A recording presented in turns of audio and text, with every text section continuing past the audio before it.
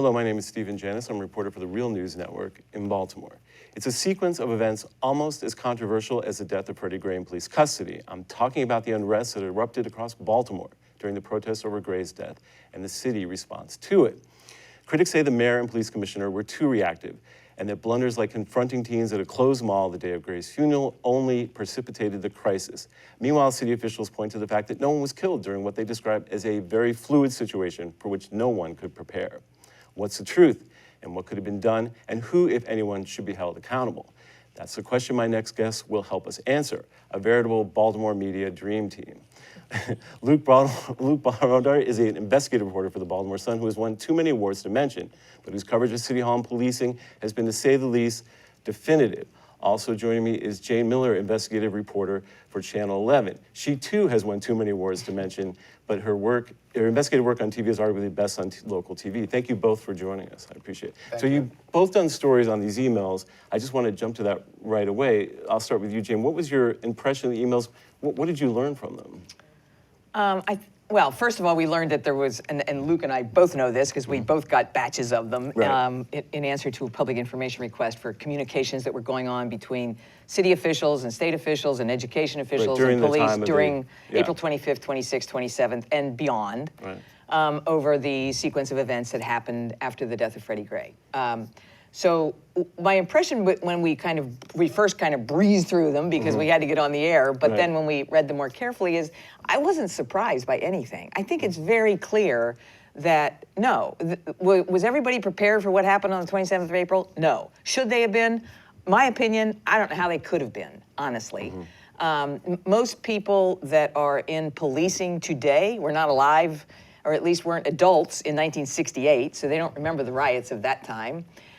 In California, they might remember what happened in the Rodney King situation, but so the emails show exactly what we already knew, and that is that there was confusion, there was chaotic decision making, there were certain people that felt left out of the loop, key city officials were like, hey, what about me, and why don't we know what's going on?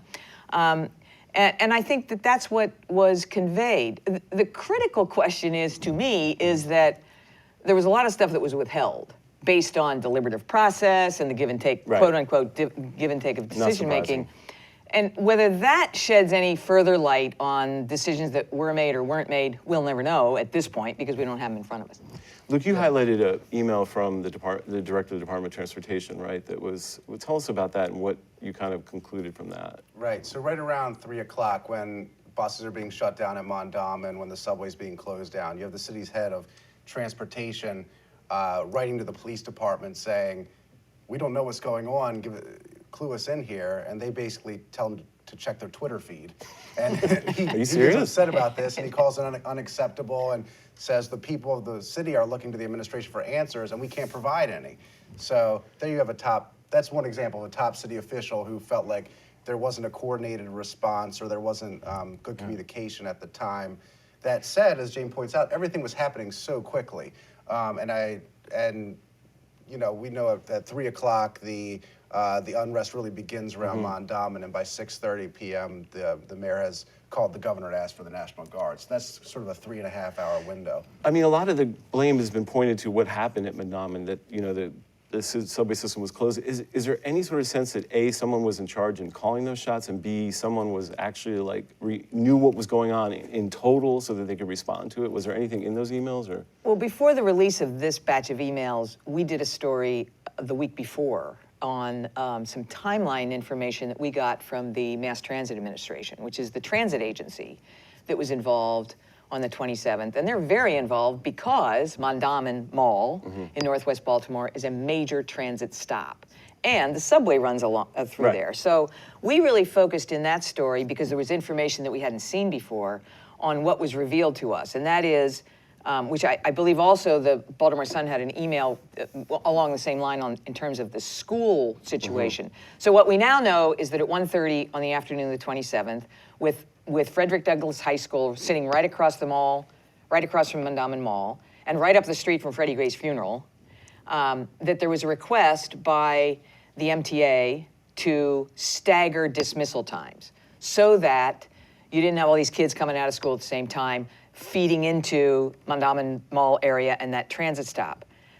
As the former police commissioner, Anthony Bass, told me in an interview as part of that story you were doing, he said that transit stop can be chaotic on a good day. That's true. Because you have all these kids coming through there, high school kids from different high schools, and you know how that gets to be like a rivalry we going did a story on. about how they were arresting people there before this all happened. Correct, and you've got some tension that goes on Right. on an ordinary day. The second key decisions that were revealed in that timeline piece had to do with the question everybody wanted to know is who shut down the buses? Right. Because that's what happened.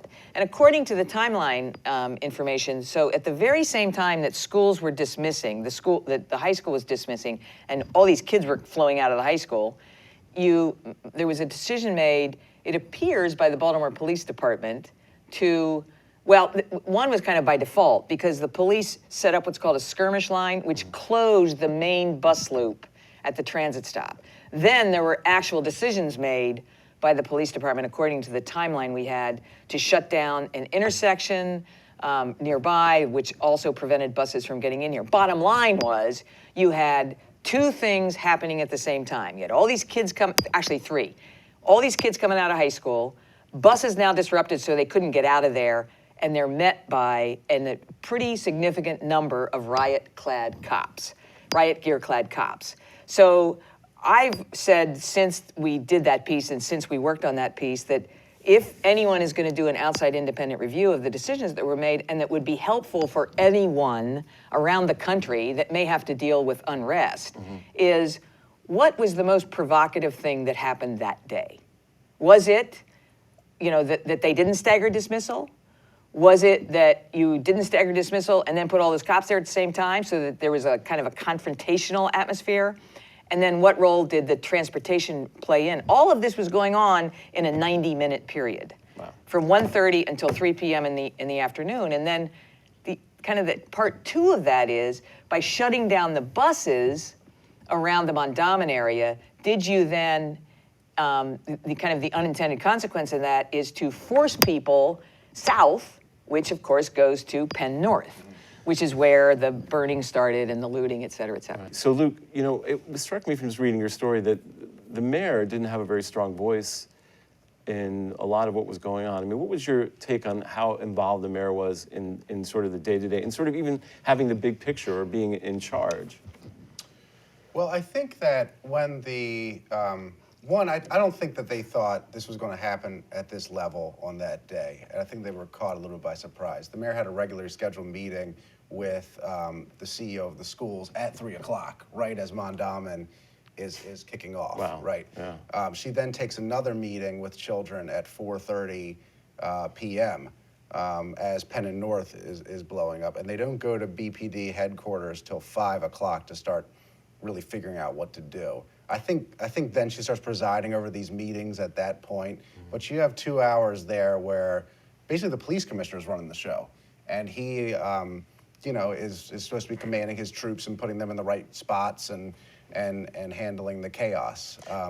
Was there any indication that the mayor was interested, or was the mayor engaged at that point, or was the mayor just sort of going about business as usual? And from what you can see, I know you can't see everything. Right. So there's nothing in the emails that says this, right? Because the last email we get where it seems to be that they're making decisions about things is at 4 o'clock, where Calliope Parthemos, the mayor's chief of staff, writes to somebody and says, the National Guard is only after a situation of emergency has been declared, state of emergency. We do know from interviews that the mayor during that 4:30 meeting was taking calls and also activated the Emergency Operations Center. So she's still doing her daily scheduled routine, but they're starting to realize, whoa, this is getting bigger than what we thought it would be. Well, and one of the things that people talked about was that the mayor, though, did not make an appearance or really wasn't present in this crisis. I mean, is that a fair characterization of what happened? And was she? I think it was when we saw her publicly that night. Yeah. I don't know.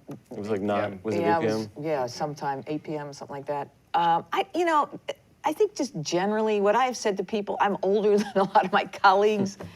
Since 9/11, what have we prepared law enforcement to do? Fight Al Qaeda, right? Not high schoolers with rocks. So this happens. Should they have known because of Saturday? We had some scattered violence on Saturday and looting, et cetera, after a big protest on the 25th. Sure, but they're not equipped to handle non-lethal confrontation like, they would be. They're equipped, loaded for bear, so to speak. Right. They're not loaded for kids start throwing rocks. Clearly, from everything that has been said, and I don't know that I saw anything in the emails that reinforces this, but I know what has been said publicly by the former police commissioner Batts, by Kevin Davis, the interim police commissioner now in Baltimore, by Mayor Stephanie Rawlings-Blake. They did not want a repeat of Ferguson. Right. Those pictures, those searing pictures in Ferguson of these heavily militarized looking cops, mixing it up with demonstrators, protesters, whatever. And it looked violent. It was graphic, right. It was violent. Well, you had a guy pointing a loaded, exactly. gun and so there was definitely a cold mantra that day of don't do that. Mm-hmm. Now, the question is, so short of that, what do you do? I mean, can you imagine? I'm old enough to very clearly remember Kent State, sure. Okay, and the images of the National Guard shooting and killing college students, mm-hmm. Okay? So can you imagine where we would be today if, God forbid, sure. Some high school, 1, 2, or 3 high school kids have been shot? Yeah. I mean, just, can you imagine? We would, I don't know where we would be. That is kind of the, it's such a horrible thought, because those kids are not armed. Yeah. They're throwing rocks. And that's one of the arguments they made, Armed in the sense of a weapon, of, like you can shoot the cop, they're clearly, a rock could be a weapon, but they were not armed with guns. Now, one of the points of criticism has been that the mayor didn't communicate with Hogan soon enough and didn't call in the National Guard, and then, Hogan didn't want to lift the curfew. What did you see from, your reporting in terms of that relationship? Was there tension, or were they working together, or, was it something? Yeah, so the only email that I saw about that in this batch was one deciding to lift the curfew. The mayor had wanted to lift it a couple days earlier, and the governor was adamantly opposed to that. Eventually, the mayor ended up agreeing with the governor and didn't lift the curfew. Everything else we know about the tension between them, we know from interviews. Or like Ken Harris or her spokesman. Right. So, I mean, the governor did go out there that night and said, when she finally called, and right. There is an email from the U.S. Conference of Mayors about that, and they write in saying, I'm seething right now. Basically, the governor threw the mayor under the bus during this. Right. In their view, they felt they acted very quickly. In the governor's view, they didn't act quick enough. So and Ken Harris called it like Bush League or something. He said that Hogan's behavior Kevin Harris, I'm sorry, the mayor's spokesman said it was a rookie Bush move. A rookie move, right. So I think the other thing that we all have to keep in mind is that in situations like this, personalities play such a key role. And the individual personalities involved in this situation are very different. Hogan comes from a business background. He's a very much kind of, let's get it done, do it now kind of guy, and very straightforward. He was very present during that situation with making decisions from the basis of the state. Stephanie is a quieter, the mayor is a quieter, deliberate, very deliberate. I mean, and all of the different individuals involved in this have different personalities. Yeah. And sometimes, I mean, who can forget? Whether or not, anybody was a George W. Bush fan, everybody was in his corner a couple of days after 9/11 when he stood on the rubble with the bullhorn and said, let's roll or bring it, whatever. Moment. Right. But there's no iconic moment with the mayor. Right. I mean, that's the thing. I mean, where are and the that's optics what you with the mayor when take, she showed up with an Under Armour cap on or something? Right. You You have all of these kind of iconic moments. You've got, on May 1st, you've got this state's attorney in Baltimore City that's only been in office 6 months. It stands on the steps and it becomes and catapults to national profile because of the personality of it. That's what is missing in Stephanie's Rawlings-Blake's portfolio. I would say the most iconic moment for the mayor, and I don't know if you agree with me, was when she held that press conference right shortly after the verdict, and walked out without taking questions in front of the entire national press corps. I mean, I have her on video. I mean, look, let's talk about consequences. I mean, what is the political takeaway for the mayor? I mean, to me, she seems, when I watch her, she seems like nothing really happened. I mean, she, like you said, she's very deliberate, and she seems to be almost like, okay, we're still making progress. Right. What do you think is there going to be fallout for her in this? There's obviously and definitely political fallout for her. Jayne brings up George W. Bush, and the first image of him on 9/11 is him reading to the kids and not knowing what to do, right? But then he comes back 2 days later and has that iconic. Oh, yeah, building. that- everybody remembers we heard that. You, we Yep. heard Right, you. and so the mayor has been branded with that first scene, right, with Governor Hogan's comments. And I'm not sure if she has done something publicly or did something publicly in that moment to recapture that, I guess, gravitas is the Sure. word. And clearly you're seeing a lot of people now challenging her, thinking about challenging her for mayor. Sheila Dixon comes to mind. She's running. A lot of people had written her off before this, Right. and I think now they're saying Sheila can win. Yeah. So it's definitely weakened her politically. There's no doubt about that. I guess I'm just struck mostly by the fact that there doesn't seem to be any sort of transformative thinking in terms of City Hall. I mean, I see some minor proposals rolling out, but Jayne, do you think from both you guys have been at City Hall a lot, do you see like where she's digested what happened as a leader or at all changed her style in the response to this? Because it would be such a transformative I mean, moment. what she has said most recently a lot is that, look, nobody died, nobody was killed. We didn't have high school students being shot. We didn't have, people being run over with armored vehicles or anything like that. And I think I heard her say a quote from her the other day that, that it only lasted a couple of hours, Right. as opposed to days Right. or weeks.